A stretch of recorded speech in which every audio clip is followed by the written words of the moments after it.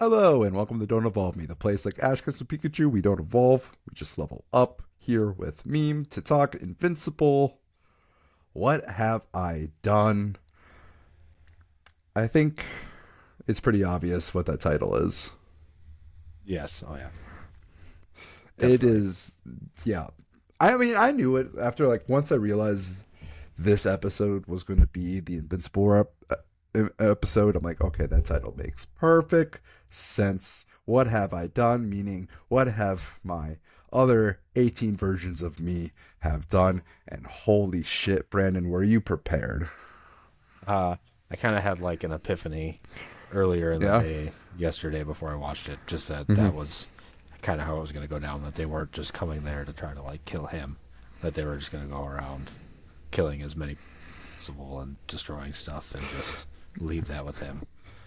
I did the same thing to Sapphire, my wife, and it was interesting because she's like, when you said that I wasn't ready for this, and you said it was Invincible War, I Mm-hmm. thought it was going to be a bunch of Invincibles versus Mark. Yep.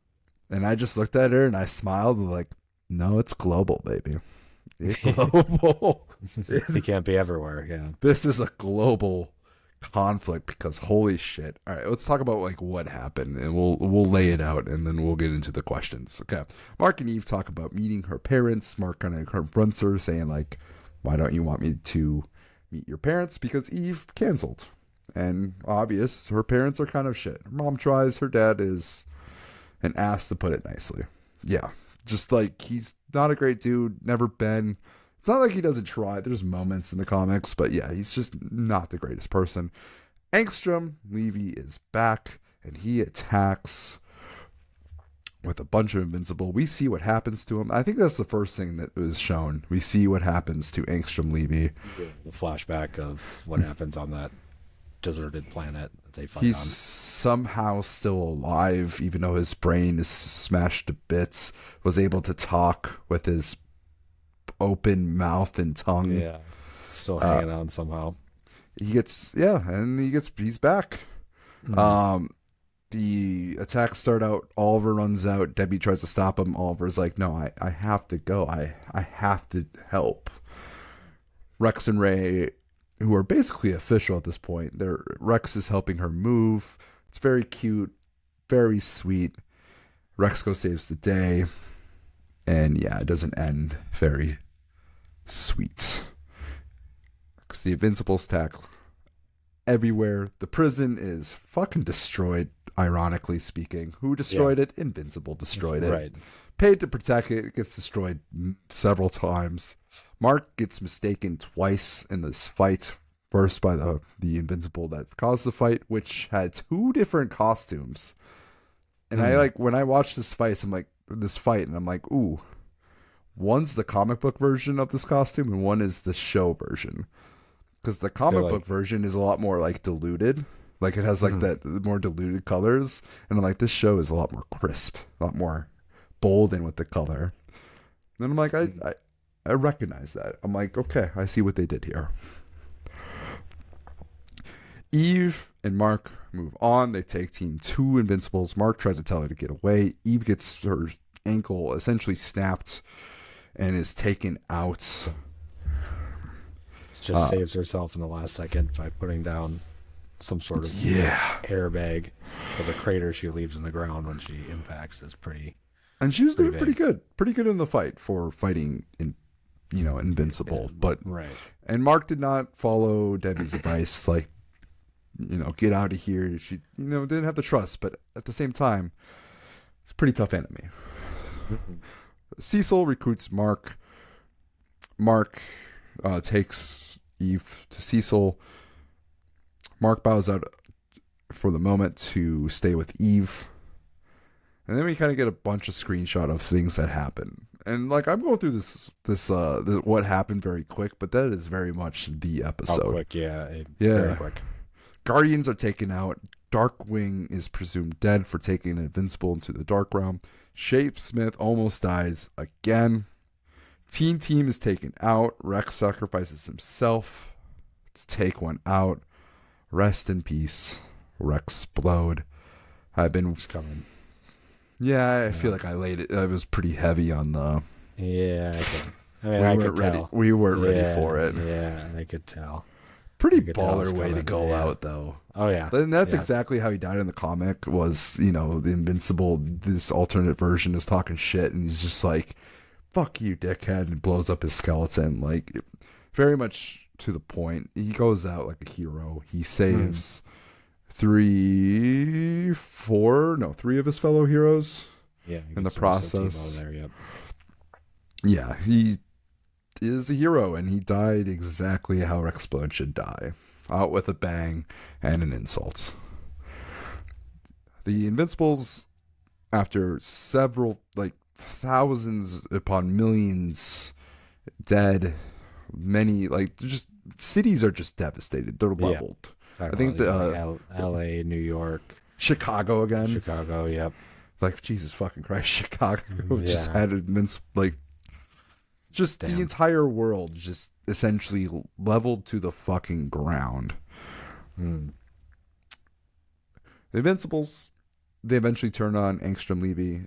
They all wanted different things. One wanted to save their mom. One wanted to see William again. One of them wanted to just kill everything. Eventually, they all turn on Angstrom Levy, and he essentially puts them away to die.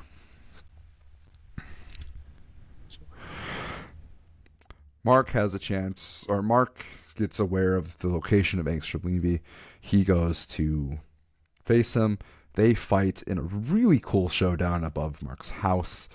Mark gets a chance. Like, this whole episode, we get to see Mark and like his game and how much he stepped up. We see how much stronger he is in a lot of these different Invincibles. We just see how strong Mark is. Yeah, the growth. And then like Angstrom Levy was like the scene, because he more or less kind of got his butt kicked in the first fight, and Mark showed a lot more control. He didn't get sucked into any portals.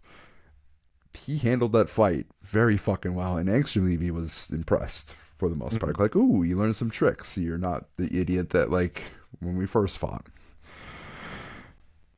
Mark eventually overpowers him, gets a chance to kill him. Oliver's encouraging him to kill him, to end this. Like, he did this destruction to get at you. And Mark hesitates because of how much he felt when he killed him the first time. Levy makes a move. He escapes, but he gets his arm torn off.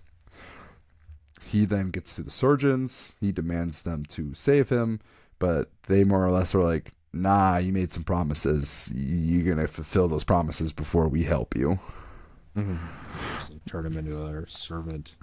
Yep. That's what you get for letting people put things in your brain. More or less. Oh, yeah, I forgot about the brain thing. That was like... Yeah. Turned off his powers, it seemed like. Cecil and the rest of like the heroes meet with Mark, or Mark meets in the rest of the heroes meets with Cecil. Cecil straight up asks him to be the leader of the Guardians of the Globe. He denies the job. Cecil. Immortal quit. Did you say that? It's on the list, but yes, Kate and Immortal quit Yes, to That's why start I a was asking family. him to be Yes, and plus a bunch of people are dead. Yes, yeah. Mark denies the job. Cecil and Mark have a moment, kind of a nice like understanding moment. Cecil's basically like, can't fault you for being a good person. If you need to talk about this shit, like, just let us know. And Mark was like, you're the last person I want to talk to, but thank you. Just like a nice moment, but like a moment of like, you know where we stand. During the cleanup, Mark and Oliver and Powerpex fight. Oliver is trying to, punch his way through it. Mark's like, no, hold him, take him down. Very pacified. Powerplex, as he's running out of power, he stands up. He's just yelling, and Invincible's to blame. He's the one who did this. Like, he's at fault. And people are starting to look at him like, yeah, it makes sense. Yeah, and starting to turn on him a little bit. Even Mark is like, I think this is my fault. Mark meets Eve's parents for the first time. His mom, or Eve's mom, and him have a moment. Dad just very asshole-ish. And then Conquest shows up. Yep. And Conquest is like, hey, I'm here. This planet is not prepared. Like, this is your last chance. And Mark's just like, all I want to do is hit you. Yep. And we get a very comic book ending. And Sapphire was very scared that this was like the end of the season. Yeah. And I'm It like, did kind of feel like that. Yeah, it did kind of feel like that. Yeah. It did. It's like, no, it's coming back. Yeah, it felt like a season finale. That's for sure. So I lived up to that one.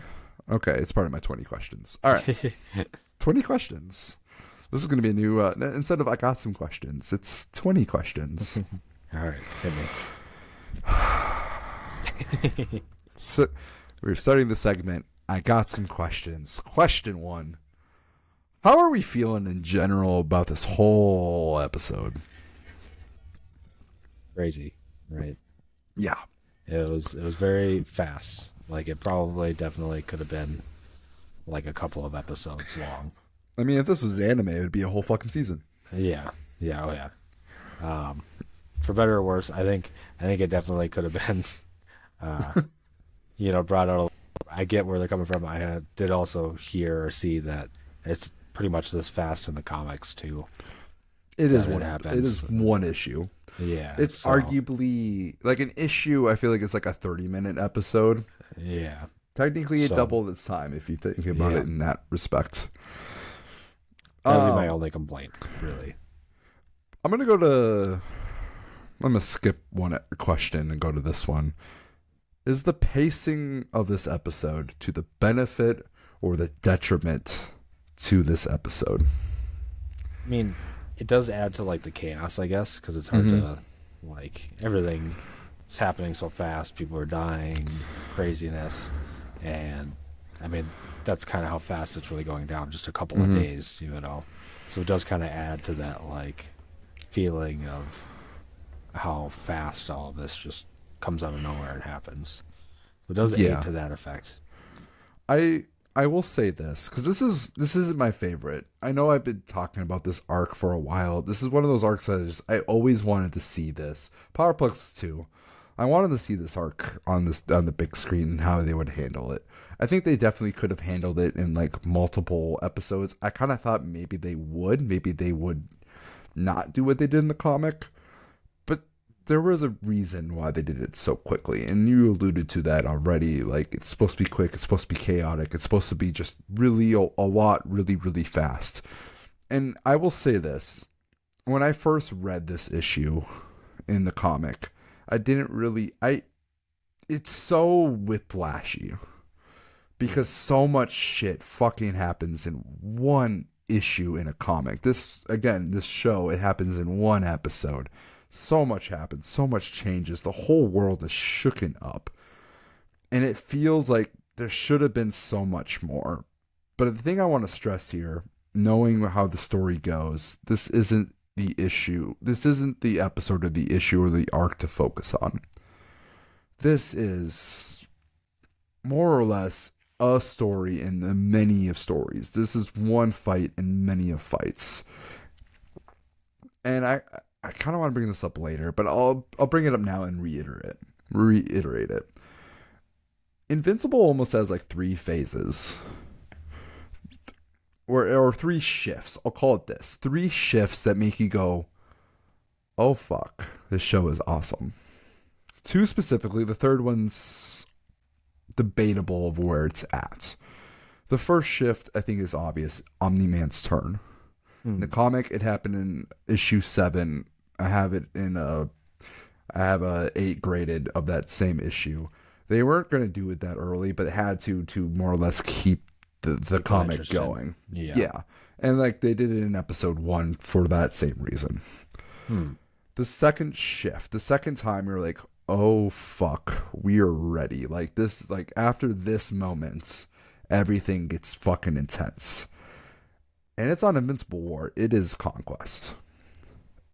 I can't say that everything changes once Conquest comes, but like the focus happens once Conquest comes. Because that's essentially the Viltrumites are here. Yep. And baby, Yeah, it's start just taking things seriously now. it Kind of is thing. it's like season 4 is it's Viltrumites. Season Okay. 4 is we go to war with the Viltrumites, and that's exciting. The third one I won't talk about because it's way down, and we can debate of like where that third shift is. But I think there's like one moment where I'm like, ooh, yeah, this particular turn, this shift, is monumental for the end game of the series. So, with that, all that being said, I'm going to answer this question: is the pacing to the benefit and detriment to the episode or series? I think it's a detriment to the episode because this could have been at least 2 episodes show wise. This could have been drawn out and been done amazingly. One Piece, like, they could have drawn this episode out for almost the entire season and it would have been fucking worth it. But I think it's to the benefit of the series that this is 1 episode, because the point isn't this battle. The point is the chaos. The point is just the slugfest of this happens, then conquest happens. And that's what happened in the comics. Invincible, conquest, literally back to back. Think Thriller Bark with Kuma and Oars. Like, well, I don't know why. It's the hat. I'm making a lot of One Piece references. We talked about One Piece before this. But yeah, that's more or less like how I feel. I think it's a benefit long term, but a detriment this episode because it really could have been drawn out. Is this what you expected from the episode? I think you kind of answered that already. Yeah, like I said, I kind of had like an epiphany when I was driving with Brad to go pick up a car yesterday. It's like, okay, that's what's going to happen. Mm-hmm. All right, here's original episode or question 2. Okay. Can we go on without Rexplode? It's going to be tough. It really is. Yeah, he was. I will say this, comic wise, yeah, he wasn't this cool. Like, he was cool. This moment made him cooler. Yeah. But he went out a legend. He really did. And he will not be forgotten. And you will understand a couple things. Hopefully episode 8. Okay. Hoping episode 8. Otherwise we have to wait a whole fucking year, and I don't know if I want to do that. I might just tell you off air. Okay. It's not that big of a things, but you'll understand some moments that we've had together. Okay. All right. A revelation to be revealed later. How are we feeling about how quickly all these heroes fell? In a matter of 3 days, everything was destroyed. It just goes to show the difference in strength between what the world has to offer and the Viltrumites. I mean, Mark even just being a Viltrumite himself. So what happens when the real He's a weak Viltrumites one show too. up? Yeah, And all those are like arguably weaker than Mark, or a decent number of them. Yep. And I mean, it just goes to show how much Omni-man really messed the world up by killing the Guardians, the original Guardians. Because I guess they didn't really stand a chance against him, I guess, but maybe one of them. Yeah, and even then, I think the fact that they were so caught off guard by that situation definitely aided him quite a bit in his mission. Mm-hmm. And he almost died too. I mean, he was in the hospital for a long time afterwards. Yeah. So, but that was the best heroes in a close quarter. Yeah, it's. I forget like how much they just get their ass beat. Because here's the thing: if the Invincibles wanted to continue, I don't know if they save the world. No. I think they win and destroy the planet. Yeah, I mean, I don't think Mark can beat them all fast enough before they destroy everything. And they practically destroyed most of the cities. They leveled most of the cities. It was Invincible's own selfishness, kind of, I guess. Yes, the collective selfishness that ended the war, not Invincible, our hero. Right, yeah. Cecil and Mark on good graces now? I don't know if they're necessarily on good terms, but I think maybe Mark will understand obviously does, the necessity of somebody like Cecil. Mm-hmm. He brought Eve to him, He went to um, what's his name? I can't think of it right a second. His assistant, Donald. He went to see Donald, Donald yes. to get information and stuff from him. Just goes to show that he does need them still, and I'm gonna say obviously Cecil needs him. So I'm gonna say they're on good graces. Maybe not like completely where they were. More or less, they have an understanding. Like yeah, at the end of the day, and I think Cecil said it. Like we're on the same side. yep. At the end of the day, we're fighting on the same side. We agree, Trying to save we lives. disagree, but like we're on the same side. And I think Mark sees that. And I think there's like that moment. Is Powerplex right about Invincible? I know we asked this last episode, but I think we have to ask now. Again, I don't know. It's that age old question because it does come back to like, had he killed Angstrom Levy to begin with, actually, which he thought he did, then he never would have came back and done all this. If no one else is able to bring other Invincibles from other dimensions into their dimension. This question I have way down below, but I need to bring it up here. Okay. Did Mark make a mistake at all during any of this? I mean, he definitely should have been out there the whole time. That was my one thing that I'm like, Mark should have been taking responsibility.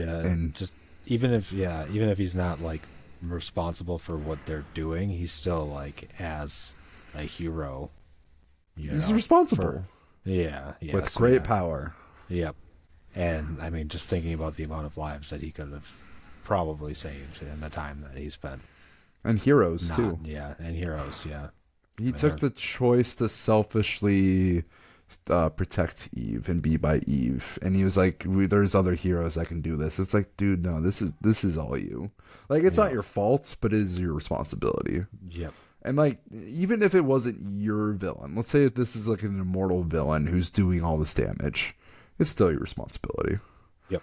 And I think up to that point, I'm like, I don't see any mistake at all, like from Mark. But I'm like, that was his mistake. He selfishly let other people die so that his love wouldn't die. And like, I think there's an argument that like he made an arguably the right choice, because like, if they really wanted to go after Mark, they would kill Eve. And he did make a point like, they will come for her. I have to stay here. And I'm like, I get it. I really do. But there is the other argument of like, no, dude, the world needs you, not just Adam Eve. You can't just stay in one spot. You have to go out. And I'm curious if that's going to be addressed at all. Probably, maybe not, at least not initially. But it doesn't seem like it's going to be addressed. Like, if they didn't address it already, I don't think they are going to address it.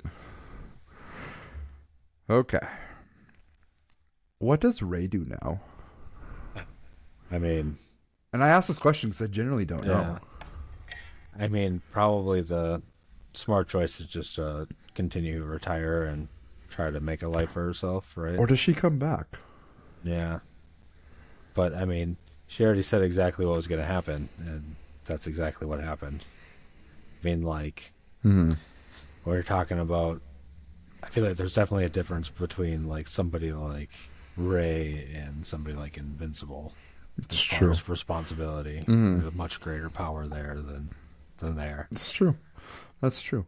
It's hard because I'm like, I can see her coming back. I can see her doing it in like Rex's honor and becoming a guardian of the globe again. But I'm curious what happens. I'm curious, like, I'm assuming that episode 8 will kind of show us a little bit of what she's doing if we have time for it.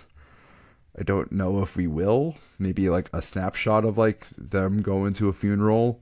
Maybe it's a season 4 question. We'll see. What does the world do? Power and fear. Because like all they can do. Holy shit. Like, can you just imagine out of nowhere a bunch of like versions of your hero just start killing everybody? Like, how do you even like react to that? Because that happened out of nowhere with no warning. Yep. I don't know. Like, I don't know how you would react to that. Like I said, bunker down and not I guess trying to try to rebuild. Yeah, and hope that doesn't happen again. like not trying to get into like too much of the world of politics, but like right now, like in this, like where the state of things are, my mental health is shit. Like just straight up, like there's a lot of anxiety, a lot of fear of like the greater world, and for some people like me and you, like we kind of like we can see where things are going, and it's scary. But like to be in a world where like that much damage happens within 3 days, and there is no ability to predict when that happens again. Or protect yourself from it.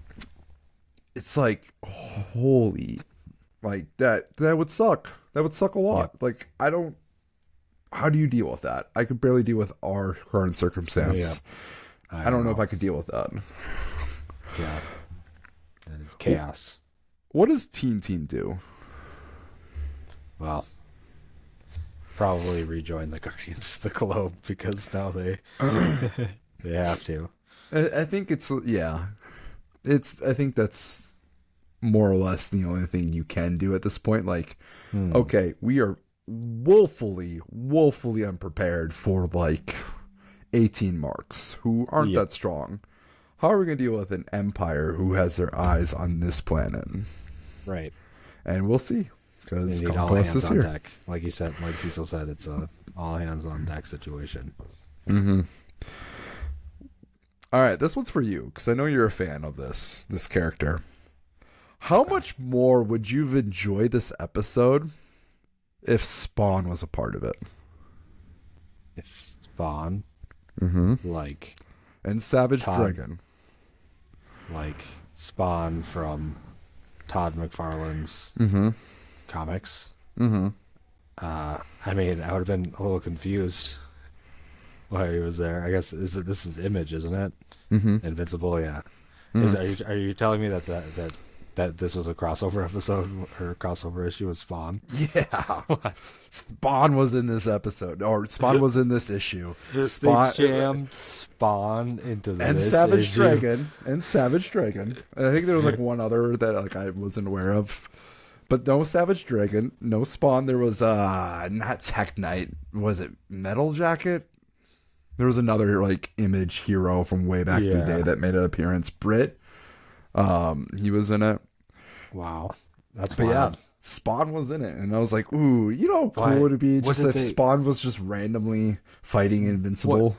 What were their role? It just showed him around the world like fighting Invincibles, or I think it was just like, yeah, he was just fighting Invincible in one of the like him and Savage Dragon were fighting Invincible in like one of the panels. Like that was it. That was a crossover. Damn. But I'm just saying, like, that's wild. Just like, wouldn't that be cool to see that? Yeah. That would have some crazy implications, though. Just saying, just missed opportunity. Yeah. So does that mean that Spawn is in the same world as Invincible? Just canonly? Huh. Image world. Interesting. Yeah. I don't know if like the show technically, I'm gonna say no, but I mean, Invincible and Spider-Man also had a comic together. Yeah. Just saying, like, Invincible was in a Marvel comic. It makes sense. Robert Kirkman was a Marvel guy. He wrote Marvel Zombies. Oh, that makes a lot of sense. I think I knew that. It does. Yeah. Walking Dead, Marvel Zombies. Yeah. Did you laugh at the Shapesmith joke that Shapesmith didn't tell, but you heard it from the Mark perspective? Because I did. I mean, I was imagining, yeah. It was pretty brutal, though. Him, like, laughing about ripping him in half. I don't know why, but I thought the joke was like, I didn't laugh, but I was like, okay, that's kind of fucking hilarious. Like, if he's dead, like, that's a brutal but also kind of a hilarious way to figure out that he's dead. He's not dead. He's fine. Yeah, he's not dead, so it's funny. But only it's like, oh, don't unalive me or something. Yeah, like that. yeah. And it's like I just imagine Steven Yeun doing his best Ben Schwartz impression. Yep. But oh my God, Shapesmith, Ben Schwartz, bravo to him. Yep. What was your favorite alternate Mark? I mean, Mark with a mustache. Yeah. He did not last long though. Yeah, who was he fighting? I believe that was Metal Jacket from In Space, right? Yeah, the space fight. So that was Yeah. one of those other characters. Okay. Yeah, I think Metal Jacket is like one of those eventually they have a storyline later and will be part of like the major conflict, but is kind of an alternative. Like he has his own comic. Okay. Okay. So they Interesting. I'm trying to think of like which I like the faux hawk Yeah. Mark. The one Just at the prison. yeah, and Yeah. like the one who I'm not sure if he was the one in the Guardians, but like he was like one of the ones who were just more grotesque. Oh Um yeah. Yeah. Like literally it was almost burned or something. no, Yeah. no, no, no. Grotesque in like his behavior, not no, so Oh. much. Okay. I think the grotesque one is wearing like a more of a white suit. Yeah. Yeah. Okay. Um. The one in the gold suit too, because he said he killed his dad. I think, which is pretty Mm. crazy. I didn't get enough of him to be like, yes, him. Yeah, just that one line. It's like okay, I mean that means something. Favorite costume. There was a lot of costumes. Hmm. I did like the Mohawk guy, like you said. There was also just one that was wearing like Omni-man's outfit. I think. I did like that too. There was one with the like hooded thing in front Hmm. and the goggles.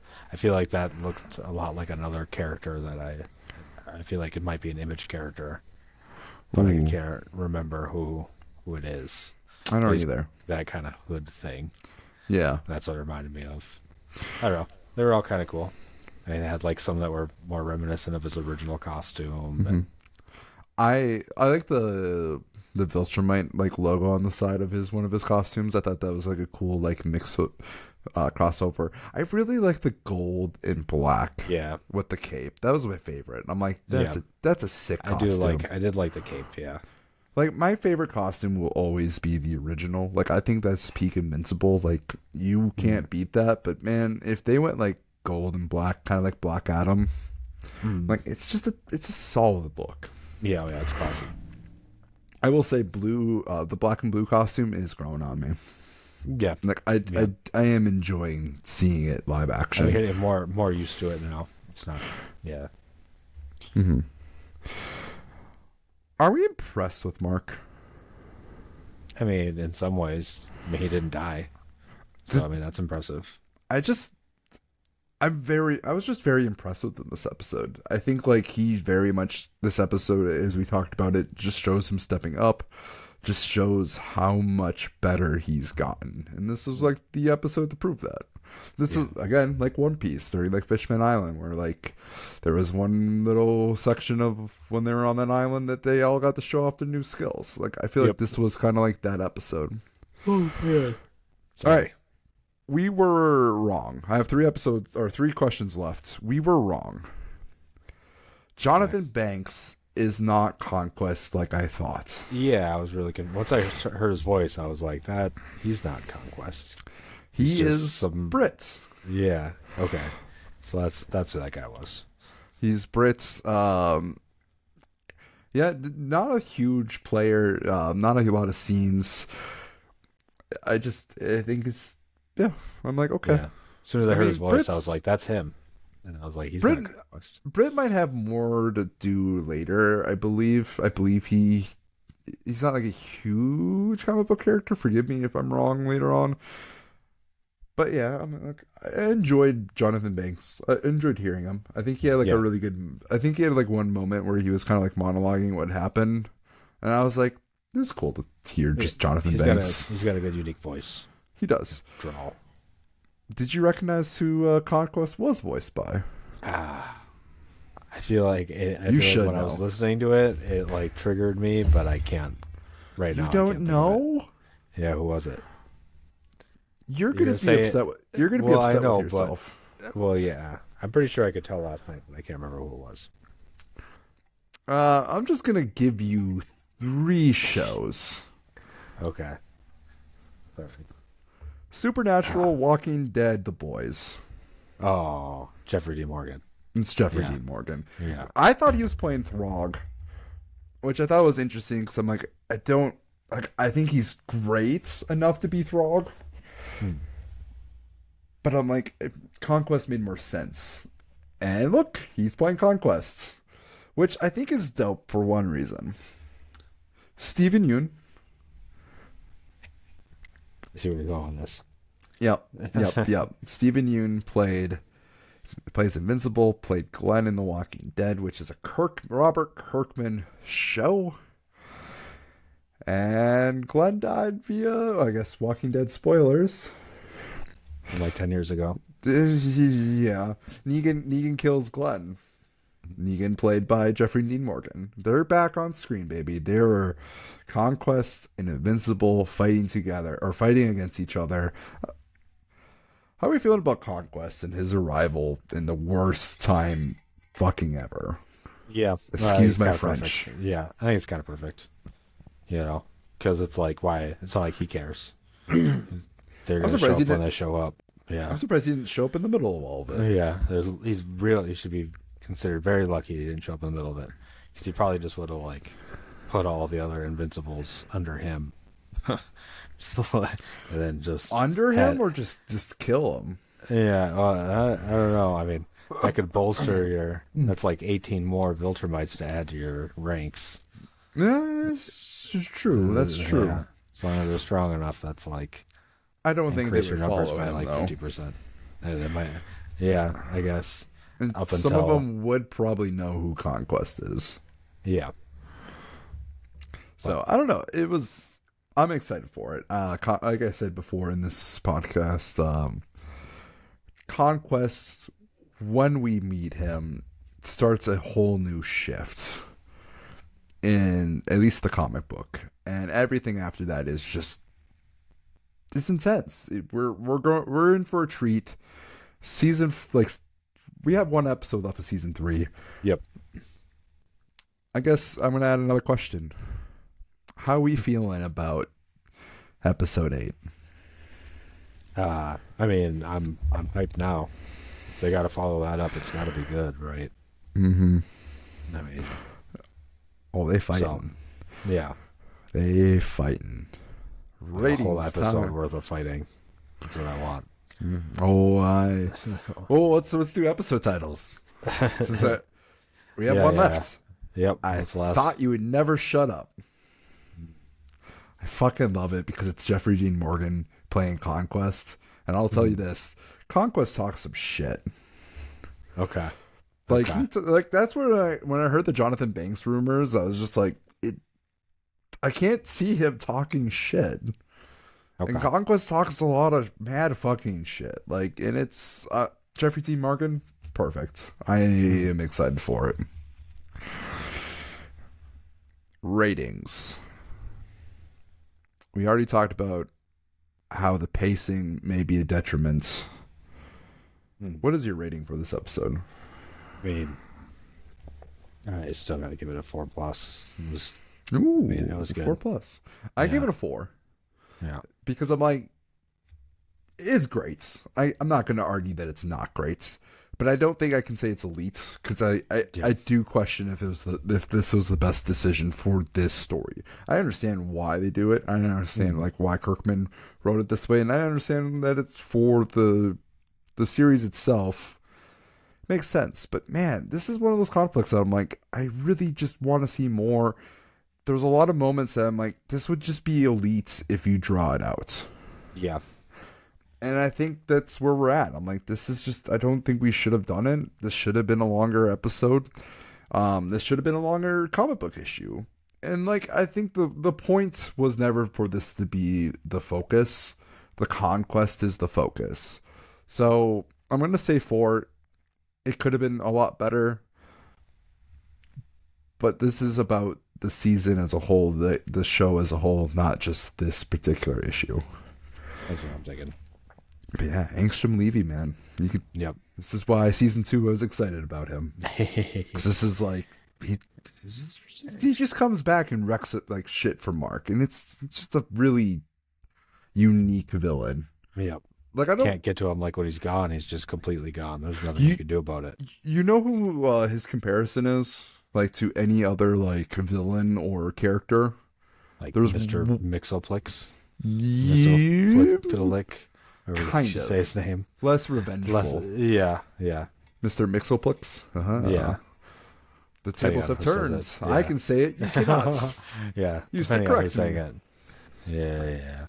No, I think this is just Invincible versus Rick. Yeah. Like But, Rick and yeah, Morty. in a more I mean, the direct, green yeah. portals are, kind of the low-hanging fruits here for the comparison. But, it's just... Think of someone who knows everything from multiple different dimensions trying to, basically fuck up your life. Like, that would be Rick Sanchez. Yeah. I could see that. Rick Sanchez would be a lot more effective with it. Yeah. Or he just wouldn't really give two fucks unless you really irritate him. But, like... I don't know. Yeah, if he was going to do it, he would overdo it. Yeah, that He's would mean that. Yeah. He's just such an interesting villain, and Yeah. I think he's so different from anything we've seen before. Rick Sanchez, yes, there's that comparison, but technically this show in the Green Portal came out before Rick and Morty did. Yeah. Just Well, saying. Rick and Morty did not invent green portals. That too. Yeah. All right. Most valuable character. I do not have 10 on here, Brandon. I have 7, but really, I don't know if I can really consider anyone other than one person with an honorable mention.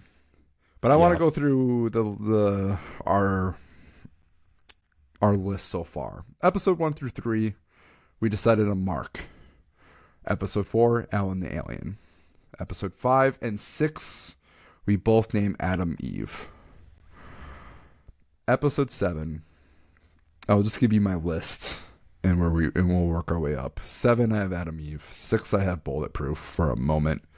5 is Powerplex. Deserves recognition. 4 is Cecil. 3 is Oliver. And 2, my honorable mention is Rexplode. Yep.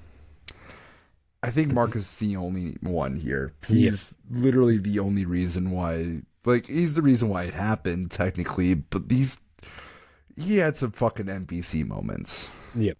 He does have one flaw. Yeah. But I don't think there's anyone else that comes close, except maybe Oliver. Oliver has the right mentality, does not have the strength. Yep. It was nice to see Oliver, trending towards that good side, So. That Omni-man side of things. Is okay. It's very Omni-man like. Hey, just kill him. He's bad. Yeah. His dad probably would have killed him, right? Yeah, I mean, I guarantee that. Especially if he did all that. No, for real. All right. The fun part. Most valuable villain. The MVV.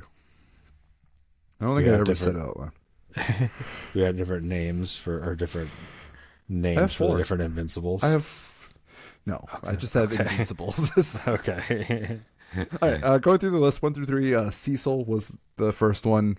If we wanted to separate those 3, I think we could put Doc Seismic. I think definitely deserves episode 1. I think I want to split that up because I think Doc Seismic definitely deserves his moment. Yeah. Number 4 is Immortal. Number 5, Titan. Number 6, Powerplex. Number 7, I have Conquest at 4, Powerplex at 3. I think there's an argument between Invincibles or Angstrom Levy, but I think I have to put Angstrom Levy here. Yeah, I mean, the Invincibles wouldn't have been there without them.